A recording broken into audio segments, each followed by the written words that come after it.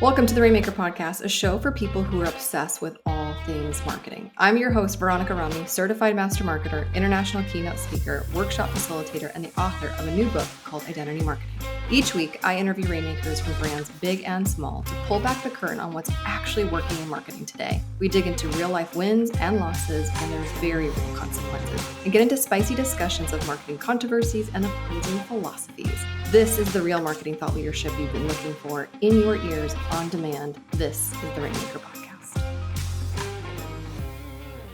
Welcome back to the Rainmaker Podcast. I'm so excited for this episode. One, because I'm obsessed with all things sports marketing. I think some of the best marketers in the world are found within the sports landscape. And so to have Cameron Wagner on the show, a 20-year sports marketing GOAT who has worked with the who's who of brands. We're talking Hasbro, P&G, Coca-Cola, Visa. Like, think of every big company name that you can imagine, and she's worked with them. She's literally helped them bring their message, bring their campaigns into the sports landscape. She's attended over six Olympics. She's been to all major sports broadcasts. Like, this is the woman that has these incredible ideas that when you go in and experience these incredible events, it's making sure that the brand is coming to life in a really meaningful way and not just getting lost in the noise.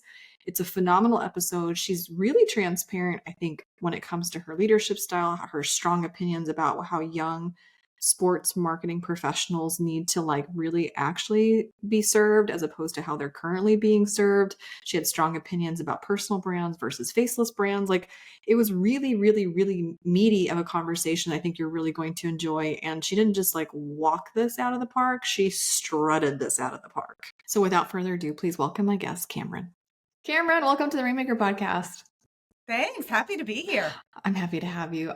Just so everybody knows, I fangirled over you. I met you in Canada at the gathering.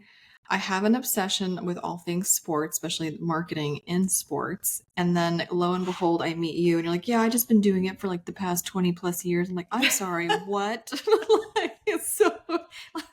You've been doing this for a really long time. And then I found out, this is the fun part. I'm based in Raleigh. You're outside of Charlotte, so we're North Carolinians. So we have all these fun things in common. And then you are Joy, and I asked you to come on the podcast, and here you are. And I'm just really happy. So thank you for coming. Well, thank you. I have gotten to fangirl over you since then. So thank you for inviting me and bringing me into your world. Yeah. Well, let's get into the worlds, because you have been doing this for a really long time, and you've been doing it arguably at the highest levels. You've been to 6 Olympic Games. 6? Is that right? Yes. Yeah, that's kind of badass. And when I looked at your bio, and I mean, it's the names of names, just the people that you've worked for. It's just wild. So let's just set the tone for anybody who doesn't understand the sports marketing world. How would you define marketing in sports? What would be Cameron's definition of this arena? I think at its most basic sense, when we think about what sports marketing is, it's how to create experiences for fans around sports, because sports is one of those things for humans that unites people, brings them together. They have unreasonable passions around sports. And so when I think about sports marketing, it really is, how do we bring a better, deeper experience to fans, regardless of what their passion may be, if it's the Olympics or baseball or football or whatever it may be. And for me specifically, it's how do we allow brands to become a part of that in a really meaningful, authentic way versus an obtrusive way. Well, and that's when you gave your presentation at the gathering, that you showcased some of those examples, and you kept on using the word activation. So I just want to, if that word comes up on this podcast, I want to make sure we define what that means. What is an activation? How do you broker deals between brands and these sports organizations? Just kind of give me into a snip of your day-to-day. Absolutely. We always start as marketers first and foremost before we're sports marketers, and always try to figure out well, what is the brand all about? What are they trying to accomplish? Who are they trying to speak to? And Totally. from there, we go out into that sports landscape and say, what is the best place for that brand to be able to form a meaningful connection? Mm, And that's usually our starting point. After that layer, we look at it and say, is there the opportunity for us to activate around that space? And when we say activate, that can look really, really different depending on the brand, depending on the okay. property, depending on the fan. It can be media activation. It can be content that we create around that sports team or that sports league or that athlete. That links the brand and that athlete or team to the fan in some way that's meaningful. It can be something at an event. It can be an experience you might have in the concourse at a football game or in the parking lot before you even go into a game. It could be a promotion that you win and you get a once in a lifetime experience that the brand enables you to have. So activation can take a lot of shapes and forms. Which is a little bit different than when I started in the business. Now we can activate in a host of different ways, and you don't Mm-hmm. have to be live to activate and have a great experience. So that we think of activation somewhat broadly.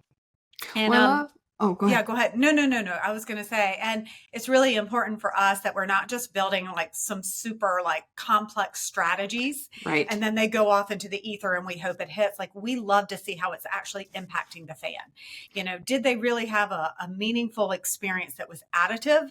And if we were to take the brand out of that experience, did the experience look exactly the same? If so, the brand provided no value.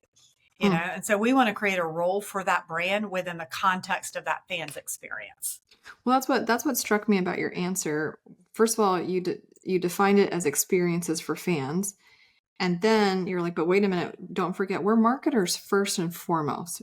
Period. Just the fundamentals, and then we have to translate that so happen to, right, in the landscape that happens to be sports. So I actually really love that you differentiated and it's not just one conglomerate. Like you're like, no, we're marketers and then there's the landscape of Yeah. sports. And then we're just trying to be creative in finding the best opportunities for our partners, our brands to shine. And now the plethora of things that are available to them. So I loved the distinguish or just like the differentiation that you had right there. Can you drop me into some of your favorite activations? Like, take me into some of your favorite things that you've done in the last 20 years with some of the brand activations you've got to be Oh, a part of. gosh. I have two that really stand Okay, out as tell me, tell my me. favorites. I'll start with one that was with Hasbro, the toy company. But, Yes, we all grew up with Hasbro toys, of right? And course. so years and years ago, they were doing a line of die-cast NASCAR race cars. And they had partnerships with a host of different athletes and race car drivers. And it was really important to them that these athletes weren't just licensing deals, but they understood kind of the values of Hasbro and what was important to them and how they create the toys and how they think about the world through the eyes of kids. And so every year at Christmas, they would invite, and we orchestrated all this for them. They would invite those NASCAR drivers and their families to come up to their headquarters in Pawtucket, Rhode Island. Oh, And cute. and the gentleman whose family started Hasbro and was president at the time, Alan Hassenfeld, would speak to them and talk about the origin of the brand Oh, and the wow. current state. And then they would go on a tour and they would get to see kind of the modeling shop and how toys are created and how toys are tested and kind of this behind the scene, like almost a Willy Wonka Yeah. of the toy world. And then they would go to the toy shop, the Hasbro With their corporate toy shop kids. with their kids. Oh, And they could, it was a shopping spree. yeah. Yeah. And they would load up their carts with like all these dreamy toys. And I think, speaks to the kind of the NASCAR drivers too.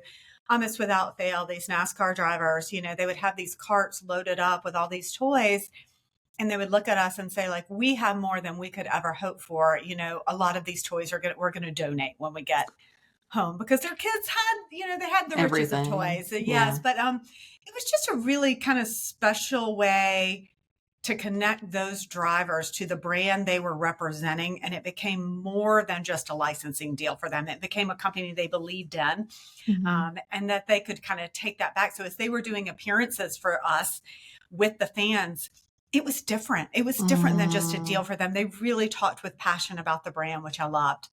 Mm. And the second one, which I talked a lot about at the gathering, was I was fortunate enough to work with P&G at the onset of their Olympic partnership until through Tokyo. Mhm. And one of the things that they did when they first became a top partner, the highest level Olympic partners, was they created a family home for the the global Olympic families, because the insight there, they had already launched their Thank You Mom campaign, which was such a So meaningful and good. special. Oh gosh, I It mean, I makes me still cry. emotional. Yeah. It does. It does. Oh my gosh. And I had just had my first child when they launched that campaign. And like I mean, I'd be sitting in a conference room and they would give us a preview of it in like tears. So, um, but the insight that came out of it, we were in charge of the activation. So we didn't do the campaign, but then it was like, how do you bring that campaign to life? How do you activate it? Mhm. And one of the insights we had was when Olympians go to the Olympic Games, they don't get a lot of time with their family. Yes. At that time, they were required to stay in the Olympic Village during the competition. They're young. These are babies. A lot of them are teens or early 20s. They've counted on their family for that emotional support all the way through their years and years of training. And then they get put in this Olympic Village and they're competing, and they don't get to spend that time with their family to celebrate. If they aren't celebrating, they don't get to be with them to kind of Right. have that support system. And the families are kind of displaced for several weeks too, living in Yeah. hotels, and it's hard. So P&G created a family home, and they brought all of their brands to life as services within that home. And so it was open for free to all of the Olympic families. They could come and eat every single meal there if they wanted to, open access. They could bring their laundry, and the Tide and Ariel Laundry Center would do their laundry for them, and it'd be back the next day at no cost. There was a salon. If they wanted to get their hair and makeup done, they could Oh, do wow. that. There was a Crest Oral-B dental care center. There was a Pampers playroom. But that was special enough in and of its own. But what was most special to me is seeing the athletes reunited with their families after all of their lifetime of work that had gone into this one or two Olympic moments. And we had the most beautiful gold medal celebrations where they could bring everybody to celebrate. And we also had those quiet moments where they just sat together and kind of took a deep breath, when things maybe didn't go the way they wanted them to. And so that to me was such a meaningful program, because I think it meant a lot to the consumers and fans who experienced it. It meant a lot to those of us working on it. It meant a lot to the athletes. It just meant a lot to everybody. It was more than just selling Tide and Gillette razors and things like that. Well, especially for that specific Olympics, because if I'm not mistaken, that was the COVID Olympics, right? Well, this is the first one we did was in London. So Okay. when I thought, yeah, and Tokyo, they didn't get to do any of that. That Yeah. was the COVID That was Olympics. the So COVID one. Well, the only reason I unfortunately, they bring didn't that get to. up is because I was watching Netflix, the series with Simone Biles, and it was Hmm. a really deep insight look into how hard it was for her when she couldn't be with her family during that specific Yeah. Olympics. And then she got the twisties and like had to like pull herself from the competition. And even though it wasn't the same Olympics that you're talking about, but just the emphasis of like how meaningful the families are to the athletes, like it's, I mean, it's their emotional teddy bears. It's Hmm. their heart and soul into what they do. They're the safest with their families. And so to your Yeah. point, the fact that that P&J didn't just solely focus on the famous athletes, but also focus by extension to the people that meant the most to the famous athletes, I thought was like so well done. Mm. So that's, I mean, again, well, and I want to go back to the toy example Yeah. because this is really interesting to me. One of the debates I think I hear about a lot is like, is it better to have a personal brand or is it better to have a faceless brand? Because then you have the examples of like, Diddy, like no one wants to be around that brand right now. Like not a good day for, that empire. Yeah. But then at the same time, like how meaningful it was for these race car drivers to get to know the founder and the origin of the Hmm. toy company more than Yeah. just the physical products, like the deeper meaning behind what the products do. How much do you guys think about or leverage origin stories or the people behind these global epic ginormous brands? Like that's Hmm. something that I've noticed in some of the campaigns you were showing. And I'm Hmm. curious how much you guys think about it for yourself as a sports marketer. Yeah. There's not always a great origin story, unfortunately. Um, Fair. I mean, when there is, we absolutely try to leverage it. And sometimes it's a moment in time that we feel like it's really relevant and it's really important. Yeah. I don't believe, for a brand, especially as a brand grows, that it should be all about one person, even if it's a magnificent origin story. I mean, the brand has to be built on a culture, and a culture usually is driven by more than one person, even if that person is the inspiration for the culture, the catalyst for the culture, the origin of that culture. And so we don't tend to over rotate on that for a long period of time. Good. But sometimes when we're introducing a new partnership, introducing a new brand, really trying to help people understand the purpose of an organization, we will lean into that some. And we're careful with that on athlete representation too. It's athletes can be, and influencers can be a beautiful, beautiful way to personalize a brand, but it can be a scary way to personalize a brand. So we try not to go too hard on one person if we're talking about a brand that needs to speak to a lot of people. Okay. I was going to bring this up with you, so I'm glad that you went there. Were you at the panel, at the NFL panel at the gathering when it was Brandon? No. Oh, okay. So it was 72 and Sunny. It was Deanna Flores, the gold medalist in flag football, right? Brandon Marshall, who's a former wide receiver for, I think it was like the Seahawks, and now he's like into House of Athlete. And then it was Ian from the NFL. And Brandon on the stage was like unapologetic. He just kept on going like over and over and over again. He's like, we need to treat our athletes like media entities. We need to treat our athletes like better media entities. And so I wanted to ask you, not to create controversy, but I was just like really curious from your perspective, because again, I've seen the pros and the cons, the strength and weaknesses of leaning too deeply into a personal brand. But he was like, enthusiastic about how athletes need to be treated better like media entities. And I'm like, well, there's very few Patrick Mahomes and Tom Brady's and things like that can like do that to the degree that they do it. So I'm curious how you are careful or trepidatious around that as well, where it's been wildly beneficial, but also it hasn't been. Yeah. I mean, we've had situations that have fallen on both sides of that for sure. Yep. I think that in the big scheme of things, there are very few athletes that are iconic, meaning they transcend generation after generation after generation, right? So if you have one of those, you can probably go in really, really deep, and you hope that, nothing happens that kind of ruptures that reputation or, tarnishes your brand and all that. But I mean, it's a little bit of a risk, even if you feel great about them. But otherwise, athletes, like anything, and I hate this because they're people, right? But they tend to have great relevancy during a certain period of time. Yes. And then they may still be relevant, but not as relevant as that next generation of athlete that's coming over. So we definitely have to look at that when we're looking at athlete programs, and it doesn't mean that those athletes can't be friends of the brand in other ways. After that point of kind of heightened popularity. I mean, there's lots of ways we can use athletes, but when we're really putting together big campaigns and big moments and opportunities to be relevant with fans and consumers, we have to pay attention to the relevancy of the athlete at the moment. We use a lot of retired legend athletes for cause-related things. We advisory boards. I mean, there is a place, but I think we would be naive to think that it's different than anything else, where you can attach yourself to an athlete and that relevancy is going to extend for as long as you need it to. Fair. Well, and like you said, there's exceptions, because I'm not from your world. I'm just an enthusiastic admirer on the outside. But like, I think about Jason Kelsey, who was like, most famous, one of the most famous Philadelphia Eagles, beloved center. But now that he has retired, I see him everywhere in every commercial. He's in Tide. He's now a spokesperson or brand ambassador for Marriott. He's doing like all him and his brother are pretty much almost in every other commercial, it feels like. They are. And that post his retirement, I'm like, I know that you're there to represent the brands that then broker the deals, right? With these personalities or not. But it's interesting to me to see some of these athletes having more shelf time, more lifetime value post-retirement, like with podcasts and this and that. Like, where do you see those trends going? I think that's a huge trend. It's actually an advantage for brands too, because the reason why they're having a greater shelf life is they're kind of reinventing themselves. Yes.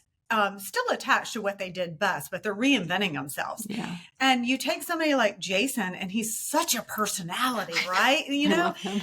yeah, he is. And he's entertaining, and he's like, he surprises you, and you don't know what to expect, but at the same time, he feels safe. He feels like that good guy safe. And so, I actually think it's a great opportunity for brands, right? Because I think it's that personality and that side of the celebrities and the athletes that actually do a better job at making that connection for brands. Now, what we watch out for a lot is brands tend to all go for the same person at the same time. And you've seen that. Okay. And it's a really tough spot, right? The same thing happens with some of the properties. We'll find that I'll give a good example. Take banks with golf tournaments. How many banks sponsor a golf tournament? It's become ubiquitous, right? And what we have to be careful is when we have somebody, who is wildly popular and should be for all the right reasons. If they're overexposed from a sponsor standpoint, it's still great for them and their celebrity and their persona, but it may not be great for you as a brand.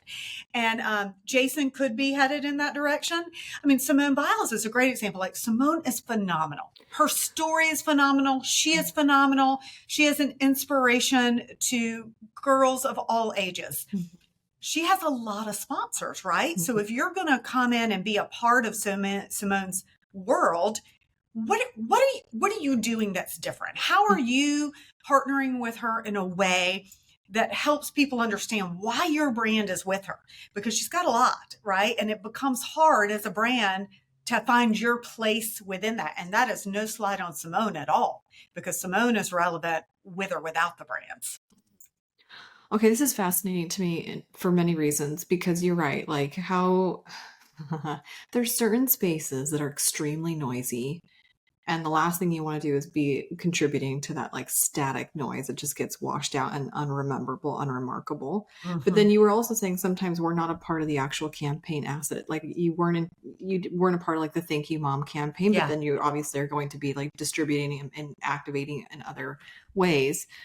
How do you, not how does sports marketing do this? How do you approach this so that you're not contributing to more static noise? Yeah. But also, I think about the level of creativity required and the outside of the box thinking. Are you just taking lots of walks in the park? You know what I mean? That requires, no, but it does. When I try to access those deep parts of my creative marketing brain, it's actually very difficult when I'm in the grind of doing thing and the hustle. So I want to know how you do it, but I also really want to know how you do it practically speaking, because you're also a leader with lots of responsibilities. Yeah. You're going to laugh because I just talked about this with my team. Oh, good. I sit on the floor, and I know that sounds crazy. They know when I move from a chair to the floor, I am clicking on a different side of my brain. Okay. And it happens anytime we're working on an RFP or trying to kind of dig for that idea, they'll watch and be like, oh, she's going floor. And I do, I just need to I have to get out of that conventional space and start thinking about it differently. And I have a really simple test. First of all, if I never do another brainstorming session, that will be totally okay with me. However, there's just a different way to do brainstormings, right? And I am a big believer in the velocity of ideas, and that the problem with most brainstorming is everybody starts to gravitate. I'll tell you a quick story. This is great. We had a creative director. This is fantastic. I hope everybody at this moment in the podcast, pull your car over, take some notes, because this is really important. Go. Okay, so we had a creative director that I worked with years ago, and he was new. And there was a room of 20 of us doing a brainstorming session, and we all had little Post-it notes, and it was your typical brainstorming session. Yeah. And so we all started finding these territories and put your notes on the territory, right? So we finished, and in one territory, there was the lion's share of notes. Sure. Lion's share. And then over here, not as many. And then over here, even fewer. And so we're all we got it. Look easy. That's awesome. And he was sitting in the back of the room. He's like, well, I know where not to go. And it was the record stopped. And we're all like, what do you mean? He's like, well, we definitely don't go over there. Because everybody else is thinking that way. What are you talking about? He's like, it's the most obvious place to go. All of you went there. He said, we need to dive in over here and here. And I stole that like nothing else, Veronica. I said, like, okay, from now on, I'm okay to do a brainstorming session, but we're going to do quick hits and then we're going to stop. And that place that everybody went, we are going to just remove that. And we're going to say, now we're going to dig in on the places that few people went. And then I get on the floor. I'm like speechless. I have never heard something like that before, and I love it's like the Ted Lasso quote, Yeah. like never bring an umbrella to the brainstorm. Like I Yes. love a good brainstorm, but you're 100% right. And it's usually what I've noticed is that it usually follows the more charismatic, stronger, persuasive Yes. personality in the room that then influences the group think. Mhm. So like one person just has that like level of spicy conviction. Next thing you know, everyone's like, well, that's definitely the best idea because we're gravitating towards the best orator. But that doesn't mean it's the best idea. And so the fact that like you allow it to happen because you know the psychology of humans, you let it take its course, we know it's coming, and then you're like, and now we're removing it off the board. Like cannot be an option. Now let's go again. Oh, that's so good. It's so fun. Now, That's sometimes so what you have good. to do is break the group down into smaller buckets Okay. after that and say like, okay, we have a few ideas here. We're going to break up into teams of 4 and you have to deliver on these obscure ideas because it forces people not to give up and put some skin in the game of like, okay, this is interesting. Like, I don't know how to get my head around that, but I'm going to try to get my head around that. So sometimes that works really well too, versus taking that room of 20 and saying, okay, room of 20, now go over on this. Sometimes it works better to, it's almost like a debate where you give like, this is your thing, go figure it out. Whether you agree with it or not, bring something back. So, okay. This reminds me of a story when I was, I'd already graduated from my undergrad, but I went back to get like continuing education. And so there was like a couple night classes I was taking, and one of them was a persuasive writing class. And our teacher had the room split 50-50. And she's like, okay, this half you're going to argue for pro-life. This half you're going to argue for pro-choice with like everything that you got. And so we did, like, you just debated. And then she goes like, okay, time. Now you're literally going to flip sides. So like the pro-life now has to argue aggressively for pro-choice and vice versa. And I was like, whoa. Because we all wanted to win. And so like, you know, it was a very interesting mind effery that took place, but it also radically forced a different perspective. It shifted the paradigm that I originally had. And that was really interesting to me, that you can get people to think outside the box, shift their paradigm, but you as a facilitator are the one in charge of that because it won't happen necessarily organically. So the fact that you are doing that makes a total sense. And then back to your whole change of space.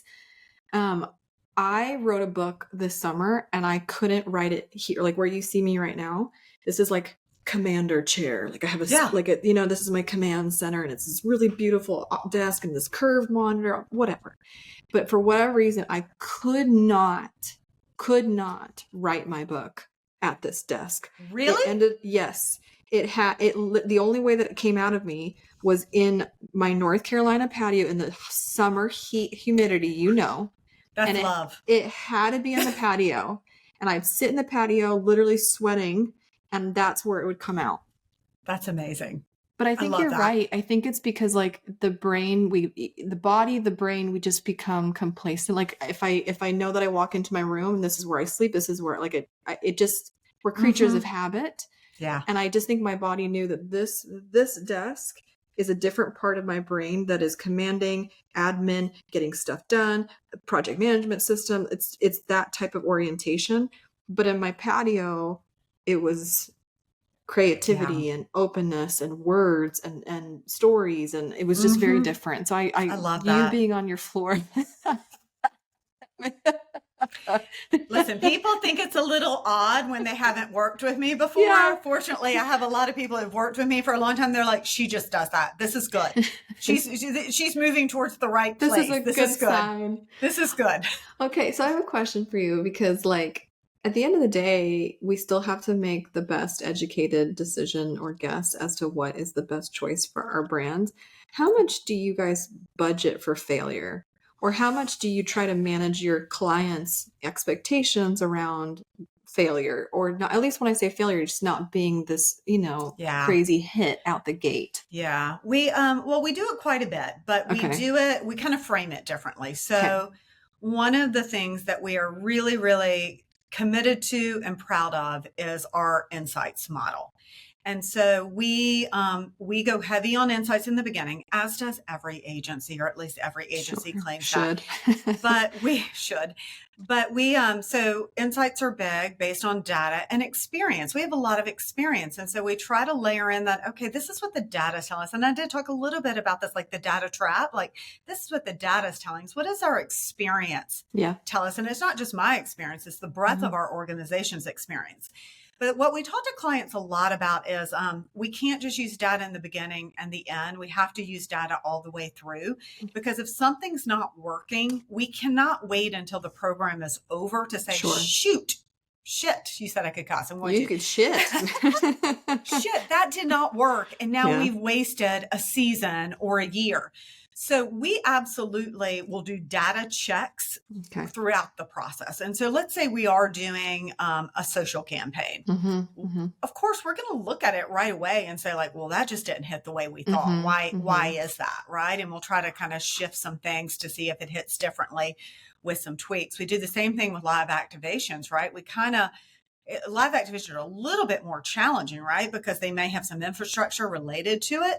But we'll try to kind of build some things into, okay, if we don't have the traffic that we anticipated, what can we do to generate more traffic? Do we, do more announcements? Do we send more brand ambassadors out to different places? Do we up the social media content to drive people there? So we're measuring along the way and optimizing along the way. And we preach that from the beginning because we want clients to understand, if anybody tells you they're going to get it perfect exactly the way, like with no changes necessary in the beginning, you can get it good. But I think this process of continual iteration and optimization makes it exceptional. And we're very committed to that. So even if we're getting good numbers, we're going to try to figure out, like, how do we make it stronger and better? I want you to teach me what you do to get buy-in. This is an interesting question that I ask a lot of different people and different characters and different personalities, but like ultimately you have to be the persuaser. Persuaser, that's not even a word. You have to persuade somebody and get their buy-in to what you guys are pitching. And I think everybody has a different style. If I was in a room with you and I sat across the table from you and I'm representing whatever brand, and you have this, here we go. I'm gonna lay it on you. What's your go-to move? Like, it's usually a story, Veronica. Okay. It's usually a story of what I picture for their brand. Like, this is how I see the story, because I think people think in terms of stories, whether they realize it or not, and most marketers certainly do. When they're thinking about what success is, they may have all of these metrics in their head, but it really is what story delivers those metrics, right? And so I try to build the story, like what we want the story to be and the end of the story to be if we do this idea and we do it well. And then if I can tell a story of how I've done it before, that usually offers some validity to it. And then you sprinkle in the data along the way, so you've got that story, you've got the data, you have the experience. Yeah. It ultimately comes down to, do they trust us as an agency? Do they trust me and my team?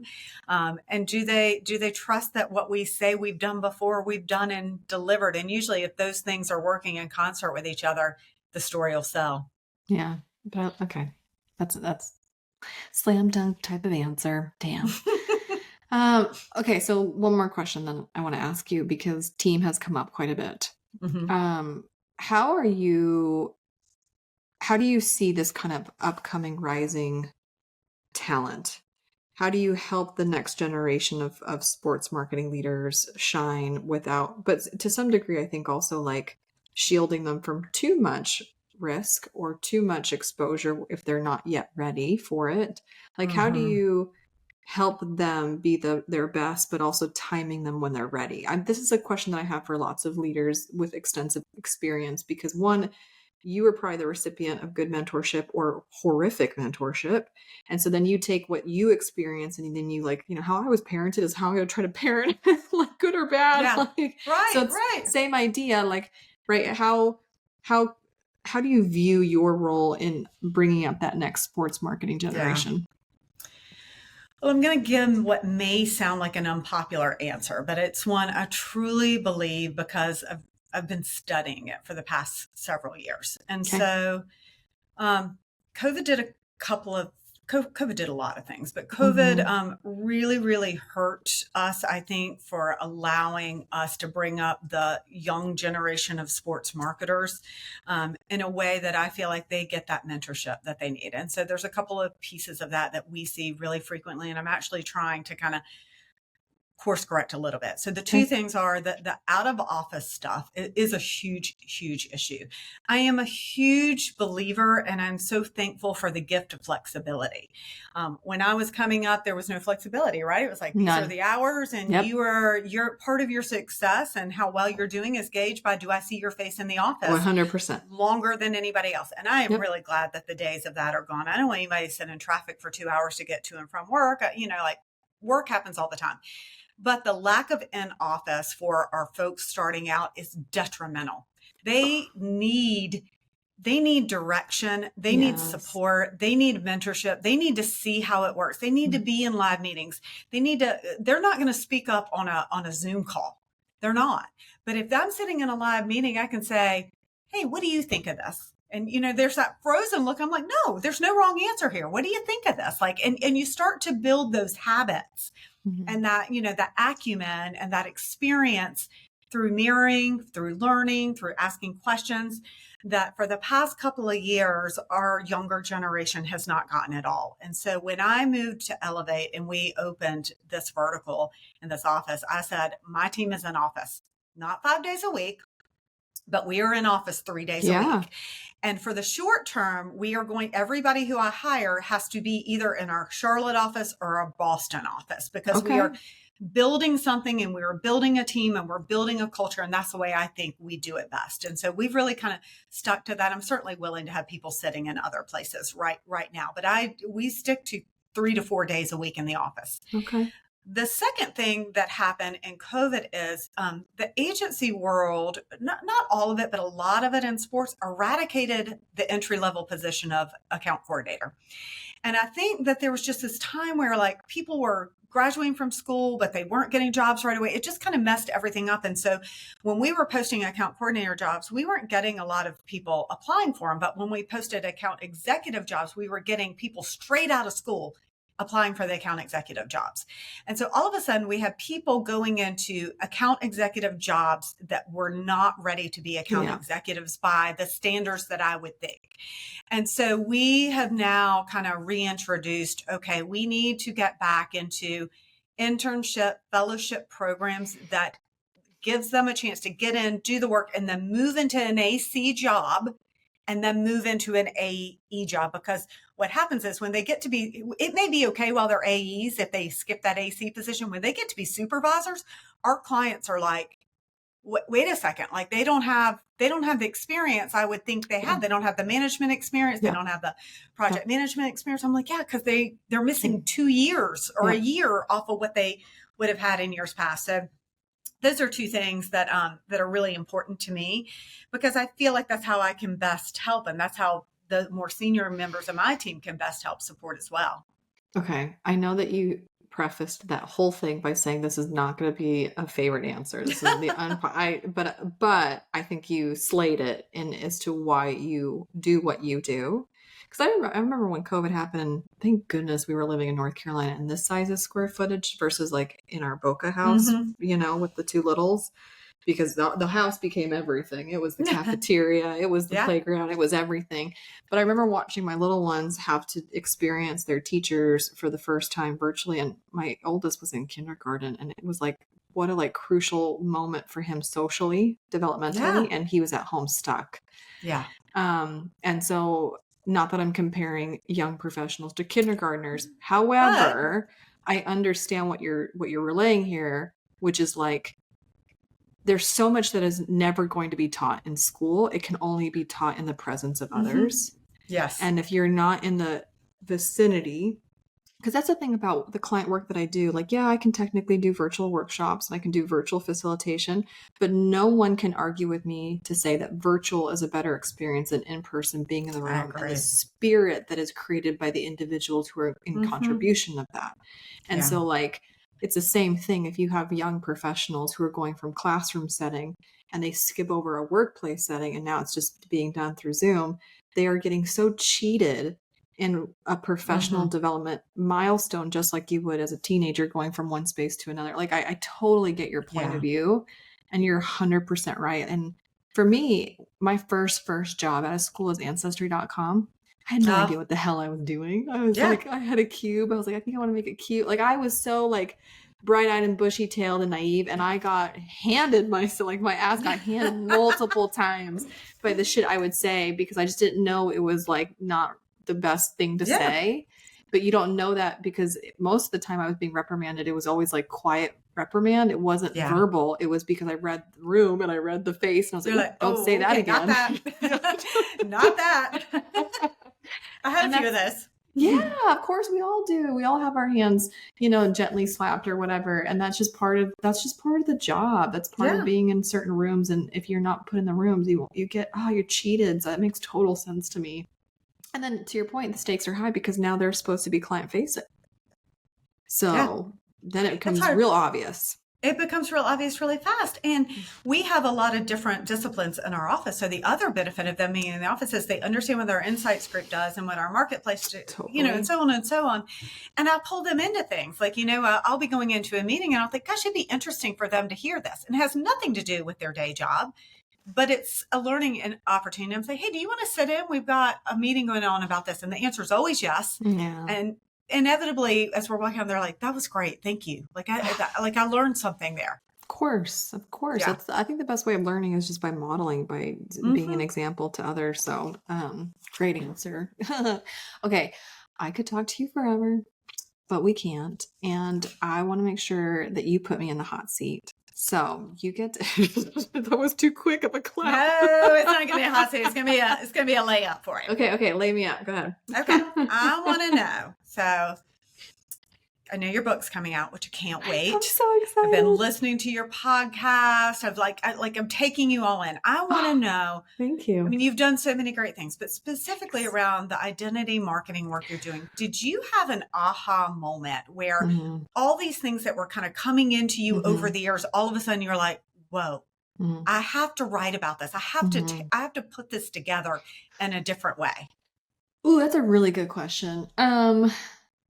Honestly, I know I'm writing an identity marketing book, but if I'm being really honest, it was more identity leadership that then reversed engineer into identity marketing because it was me. It was in the mentorship of other marketers. It was in my leadership development programs where I was like, I had to upgrade everybody's identity for them to avoid the lost version of getting rid of the current role that they were serving.